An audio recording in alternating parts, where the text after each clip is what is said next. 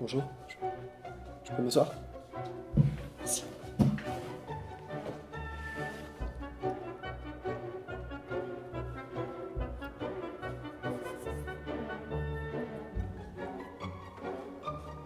Oh, merci.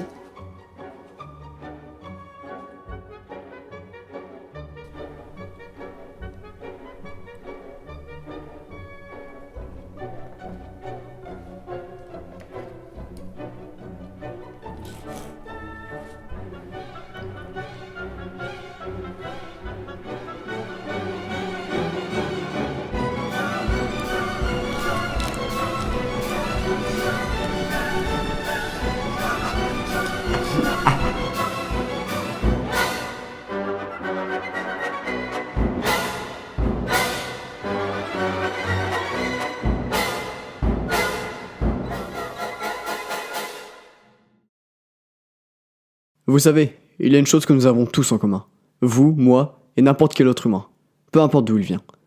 Cette chose est un point commun entre nous, mais aussi bien avec le panda, le lézard, la vache, le chêne ou même le ruisseau près de chez toi. Cette chose commune, c'est elle. C'est la Terre. Nous y vivons tous. C'est notre point commun avec tout ce qui nous entoure, que ce soit espèce animale ou végétale. Pourtant, nous, les humains, nous sommes les seuls à la détruire à petit feu. C'est Altancous, et bienvenue dans le premier 10 minutes pour l'environnement. Depuis des centaines d'années, l'homme est un consommateur important de produits provenant d'animaux. Que ce soit par le biais de la chasse ou de l'élevage, on peut dire que l'homme produit et consomme sa propre nourriture animale, et notamment sa viande. Depuis quelques dizaines d'années, avec la population mondiale grandissante, les moyens industriels monstrueux mis en place pour les besoins alimentaires humains, et la mondialisation qui facilite les échanges entre pays, la consommation de viande des humains ne cesse d'augmenter. Selon la FAO, l'Organisation des Nations Unies pour l'alimentation et l'agriculture, la consommation de viande a progressé de 2,3% par an au cours de ces 10 dernières années. Mais en parallèle de cette augmentation, les mouvements végétariens, végétaliens et véganes, entre autres, ne cessent aussi d'augmenter. Salut les loulous, c'est Altancous. Et je vais peut-être vous apprendre une nouvelle, mais la viande, c'est pas cool pour l'environnement. Eh ben oui, l'élevage des animaux ne se font pas tous dans des jolies prairies, où les animaux gambadent gentiment, puis ils sont tués à la main, et les éleveurs les emmènent dans le supermarché le plus proche. Non, tout n'est pas aussi niais. Non, ce n'est pas comme ça que ça se passe. La viande est une industrie intensive, et comme toute industrie intensive, comme les smartphones, le textile, eh ben ça pollue mon con. Et ça pollue beaucoup. Je tiens à préciser que je ne fais pas une vidéo anti-viande, et je ne force pas les gens à ne plus manger de viande. Je comprends les carnistes et leur envie de manger la viande, mais vous allez voir que c'est pas génial pour l'environnement. C'est parti pour les statistiques d'Altancous.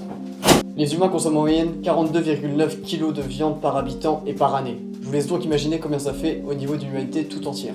Pour 1 kg de viande de bœuf, 13 500 litres d'eau doivent être utilisés. Même si cette eau provient principalement de l'eau de pluie, ce chiffre reste quand même énorme et je vous laisse imaginer combien ça fait pour l'humanité tout entière. Selon la FAO, en 2013, la production de nourriture animale générerait 14,5% des gaz à effet de serre, dont 9,3% seulement pour les bovins.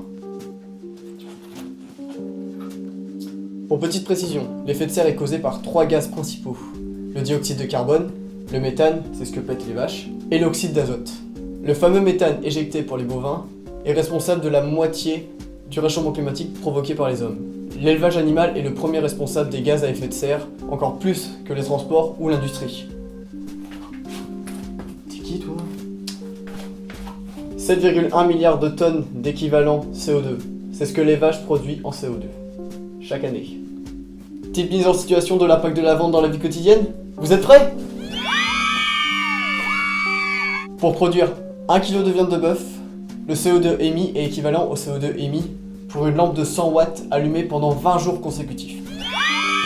La production d'1 kg de porc produit autant d'effets de serre que si vous roulez 30 km avec votre voiture. On se rend bien compte à travers mes fantastiques statistiques que le système de production de viande n'est pas vivable sur le long terme. Que ce soit pour l'environnement qui risque de prendre un sacré coup dur dans les années qui suivent, ou pour la planète Terre avec sa température qui ne risque pas de diminuer. La consommation de viande et surtout la production de celle-ci a plus de côtés négatifs que de côtés positifs. Mais le problème majeur à propos de la viande, c'est que sa consommation ne risque pas de diminuer, et notamment avec l'émergence de nouveaux pays en tant que pays développés. En effet, car pour les pays non développés, la viande est considérée comme un mets important et un symbole de richesse. Cela se ressent notamment avec la Chine, qui en quelques années est devenu un des pays qui mange le plus de viande au monde. Et les nouveaux pays émergents comme les BRICS ne sont et ne seront pas en reste au niveau de la consommation de viande. Ce constat est assez négatif, mais notre génération est en plein cœur du changement climatique, et chacun peut apporter sa pierre à l'édifice pour stopper ce désastre.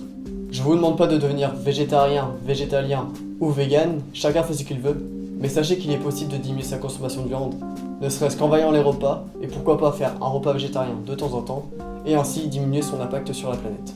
Je ne pense pas que vous voulez que les futures générations vivent dans une terre qui est différente que celle que nous connaissons aujourd'hui. Pensez-y avant qu'il soit peut-être trop tard.